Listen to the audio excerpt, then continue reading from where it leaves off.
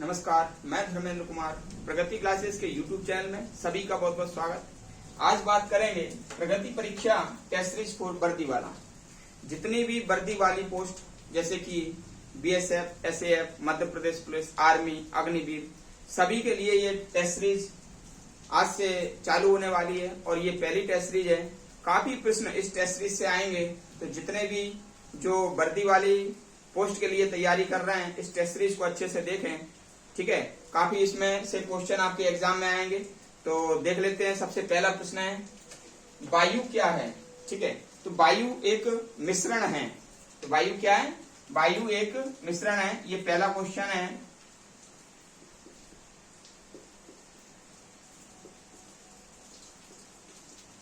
वायु एक मिश्रण है।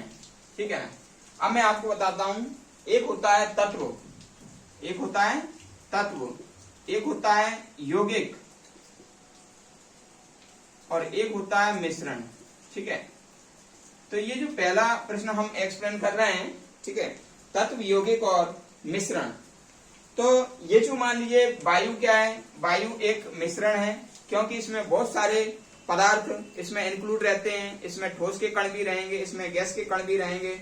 ठीक है, तो इसलिए वायु क्या है? एक मिश्रण है। और मिश्रण की सीधी सीधी परिभाषा होती है कि इसमें दो या दो से अधिक पदार्थ होते हैं जो कि अनिश्चित मात्रा में मिले होते हैं। कैसे? अनिश्चित मात्रा में मिले होते हैं। ठीक है, बस ये परिभाषा है मिश्रण की। दो या दो से अधिक पदार्थ इसमें रहते हैं और ये अनिश्चित मात्रा में मिले रहते हैं, तो इसे हम मिश्रण कहते हैं। जैसे चाय बनाते हैं, तो चाय में कितनी चीनी डालना है, कितनी चाय पत्ती डालना है और कितना मान लीजिए उसमें दूध डालना है, कितना पानी डालना है, तो ये सब क्या है? अनिश्चित होता है। तो भाई दो या दो से अधिक पदार्थ हैं उसमें चाय में और अनिश्चित मात्रा में, कोई हिसाब किताब नहीं है उसका। ठीक है, तो उसे हम क्या कहेंगे? चाय को मिश्रण कहेंगे। शिकंजी बनती है, वो भी मिश्रण है। कोको कोला बनता है, वो भी मिश्रण है।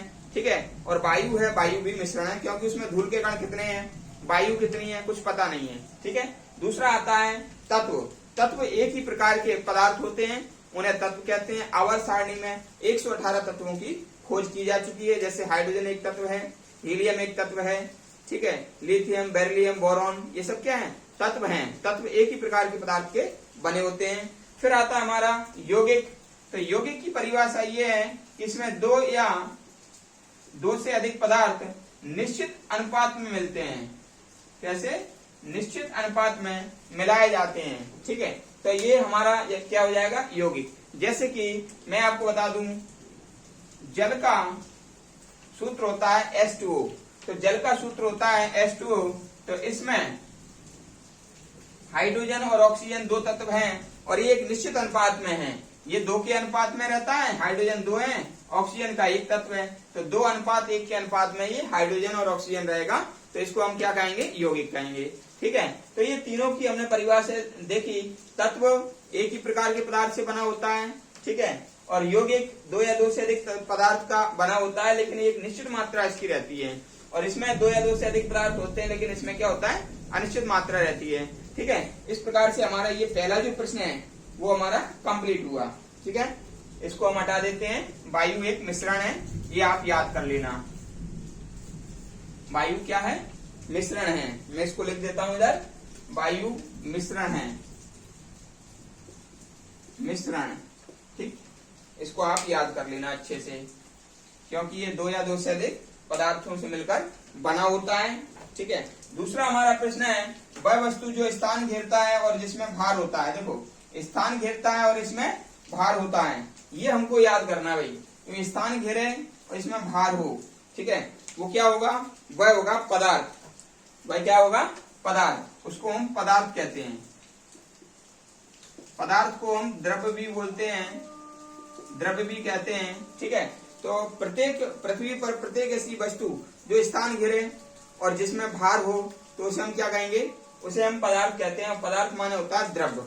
ठीक है, अब बात आ जाती है कि भाई एक होता है द्रव्य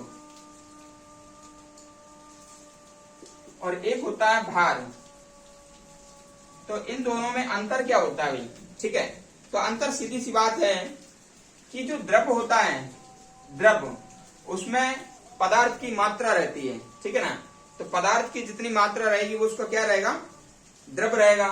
पदार्थ की मात्रा, पदार्थ मात्रा या संचित पदार्थ। लेकिन ये जो भार होता है ना, इसमें मात्रा प्लस स्मॉल जी, स्मॉल जी को कहते हैं गुरुत्वबल, गुरुत्वबल यानी कि गुरुत्वाकर्षण बल। तो भाई जितना उसका द्रव रहता है, यानी कि मात्रा यानी कि द्रव, इसमें पदार्थ का जो द्रव रहेगा और द्रव प्लस क्या रहेगा, स्मॉल जी रहेगा, ठीक है। तो उसको हम क्या कहेंगे, भार कहेंगे, ठीक है। जैसे भाई एक मानव है, तो मानव का जो द्रव है उसके अंदर जो जितना भी पदार्थ है, द्रव है, और प्लस गुरुत्वाकर्षण बल है, तो दोनों को मिलाकर यहाँ पर क्या कहेंगे, भार कहेंगे। लेकिन यही मानव जब अंतरिक्ष में चला जाता है तो उसका वजन कैसा हो जाता है, कम हो जाता है, क्योंकि अंतरिक्ष में उसमें जो गुरुत्वाकर्षण बल होता है वो उसमें से हट जाता है। तो हट जाता है तो अंतरिक्ष में अभी जो वजन है, जितना भार है, तो उसका 1/6 हो जाता है। कहाँ पर, ऊपर। जैसे कोई व्यक्ति यहाँ पर 60 किलो का है, तो ऊपर कितने किलो का हो जाएगा, 10 किलो का हो जाएगा। और 10 किलो का होगा तो वो तैरने लगेगा। तो इसलिए अंतरिक्ष में व्यक्ति तैरता है, ठीक है। ये बात आप ध्यान रख लेना भाई, ठीक है। और दूसरा हम इसमें अंतर ये भी देख सकते हैं, दूसरा अंतर कि ये जो द्रव है ये अदिश राशि है भाई। ये क्या है, अदिश राशि है। और ये कैसी है, सदिश राशि है। ये सदिश राशि है, यानी कि अदिश वो होती है, अदिश राशि जिसको मापने में मान लीजिए दिशा की जरूरत नहीं होती, सिर्फ परिमाण की जरूरत होती है। परिमाण यानी कि द्रव्यमान। और इसमें क्या है, दिशा की जरूरत होती है परिमाण के साथ साथ। तो ये भार कैसा, अदिश राशि है, सदिश राशि है। और द्रव्यमान कैसा है, अदिश राशि है। ये आप याद कर लेना भाई, ठीक है। नेक्स्ट क्वेश्चन हम लेते हैं अगला।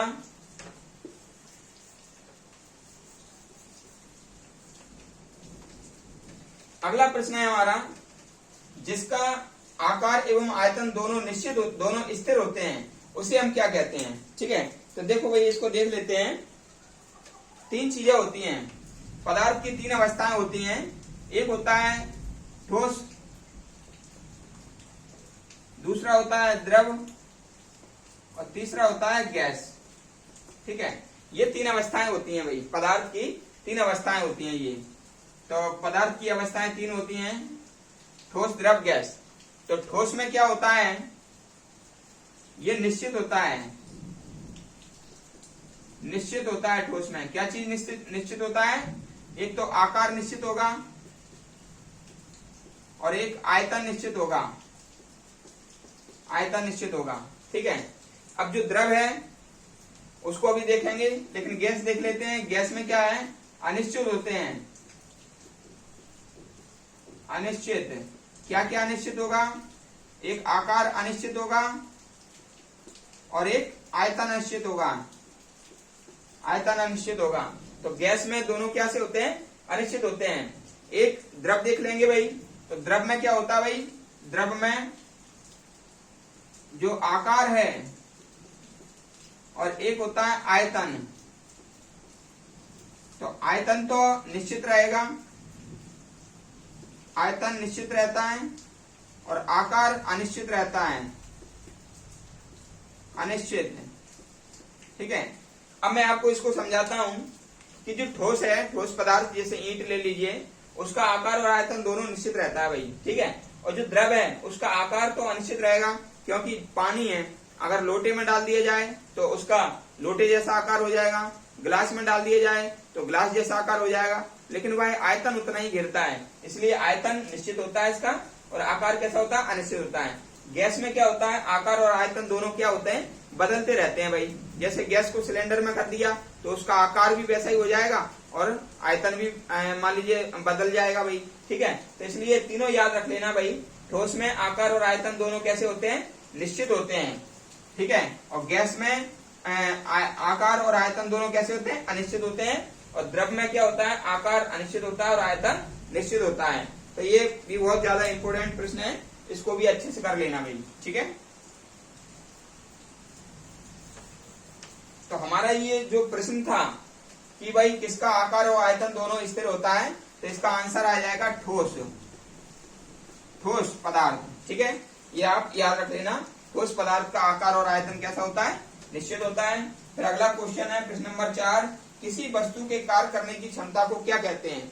तो किसी वस्तु के कार्य करने की क्षमता को ऊर्जा कहा जाता है भाई, क्या कहा जाता है, ऊर्जा। ठीक है, तो हमारे अंदर यदि कोई कार्य करने की क्षमता है तो वो ऊर्जा है भाई, ऊर्जा के कारण कार्य करने की क्षमता रहेगी। ऑक्सीजन की खोज किसने की थी, तो भाई ऑक्सीजन है, ऑक्सीजन को संकेत है, ऑक्सीजन का संकेत है O2, और O2 की खोज की थी सीले व प्रिस्टले ने, सीले व प्रिस्टले ने O2 की खोज की थी। ठीक है, और जब ब्रह्मांड में जीवन की उत्पत्ति हुई थी उस समय पृथ्वी पर वायुमंडल अनुपस्थित था, ये आप अच्छे से नोट कर लेना। उस समय जीवन तो था लेकिन ऑक्सीजन उस समय नहीं था। ठीक है, तो ऑक्सीजन की खोज की थी सीले व प्रिस्टले ने, और पृथ्वी पर 21% ऑक्सीजन है वायुमंडल में, 21% ऑक्सीजन है भाई वायुमंडल में, वायुमंडल में 21% क्या है, ऑक्सीजन है, याद कर लेना। और आग को जलाने के लिए ऑक्सीजन की जरूरत होती है और आग को बुझाने के लिए CO2 की जरूरत होती है, कार्बन डाइऑक्साइड की। ठीक है, याद कर लेना। फिर है जल का अणु सूत्र क्या है, तो जल का अणु सूत्र होता है H2O। ठीक है, और H2O जल का अणु सूत्र होता है, इसमें 2 अनुपात तो क्या है, हाइड्रोजन है 2 अणु, और 1 अणु किसके होते हैं, ऑक्सीजन के। तो 2:1 के अनुपात में ये H2O रहता है, हाइड्रोजन और ऑक्सीजन। ठीक है, जल का जो अनुपात है 2:1, और जल का ये अणुसूत्र है H2O, और जल एक यौगिक है, जल क्या है, एक यौगिक है, क्योंकि निश्चित मात्रा में इसको मिलाया जाता है। नेक्स्ट है हमारा खाने के सोडे का सूत्र क्या है, तो जो खाने का सोडा है तो उसका जो सूत्र होता है वो होता है NaHCO3। ठीक है, NaHCO3 को ये सोडियम बाइकार्बोनेट कहते हैं, सोडियम बाइकार्बोनेट, बाइकार्बोनेट कहते हैं। इसे बेकिंग सोडा भी कहते हैं, बेकिंग सोडा भी कहा जाता है। ठीक है, कास्टिक सोडा क्या है, तो कास्टिक सोडा को कहते हैं भाई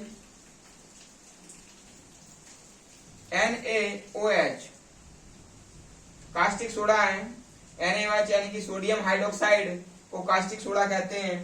कार्बन का अपर रूप क्या है, तो कार्बन के 2 अपर रूप होते हैं, एक होता है हीरा और दूसरा होता है ग्रेफाइड। ये 2 इसके क्या है भाई, अपर रूप हैं, हीरा और ग्रेफाइड। जो ग्रेफाइड होता है वो विद्युत का तो सुचालक होता है, लेकिन ताप का कैसा होता है, कुचालक होता है। और जो हीरा है, हीरा पूर्ण आंतरिक परावर्तन के कारण चमकता है भाई। ठीक है, और भूगर्भ में सबसे अधिक पाई जाने वाली धातु क्या है, तो भूगर्भ में ये धातुएं पाई जाती है, मैं आपको बता दूं, जैसे कि सबसे ज्यादा तक पाया जाता है ऑक्सीजन, और फिर जो अर्धचालक पाया जाता है सिलिकॉन, और ये धातु पाई जाती है एल्यूमिनियम। ठीक है, तो यहाँ पर पूछा है भूगर्भ में सबसे अधिक पाई जाने वाली धातु पूछी है, तो इसका आंसर हो जाएगा एल्यूमिनियम। ठीक है, एल्यूमिनियम सबसे अधिक धातु पाई जाती है भूगर्भ में। लेकिन यदि ये पूछें कि कौन सा तत्व भूपर्पटी में सबसे अधिक पाया जाता है, तो आंसर आएगा ऑक्सीजन। और यदि ये पूछे कि भाई कौन सा अर्धचालक भूपर्पटी में सबसे अधिक पाया जाता है, तो उसका आंसर आएगा सिलिकॉन। ठीक है, तो सिलिकॉन, ऑक्सीजन, सिलिकॉन, एल्युमिनियम, ये क्रम है, आप याद रख लेना। ठीक है, एल्युमिनियम के बाद आयरन आता है, दूसरा धातु जो सबसे अधिक पाया जाता है वो आयरन होता है। ठीक है, तो ये हमारा प्रगति परीक्षा और वर्दी वाला टेस्ट सीरीज क्रमांक 1 था, और आगे समय में सीरियल में ये आते रहेंगे। जब तक आपका पेपर होगा बहुत सारी टेस्ट सीरीज हो जाएंगी। अधिक से अधिक इसको शेयर करें, वीडियो को लाइक करें, कमेंट्स करें। जो व्यक्ति नए हैं देखने वाले, वो चैनल को सब्सक्राइब करें और चैनल को प्रमोट करें। सभी का बहुत बहुत धन्यवाद।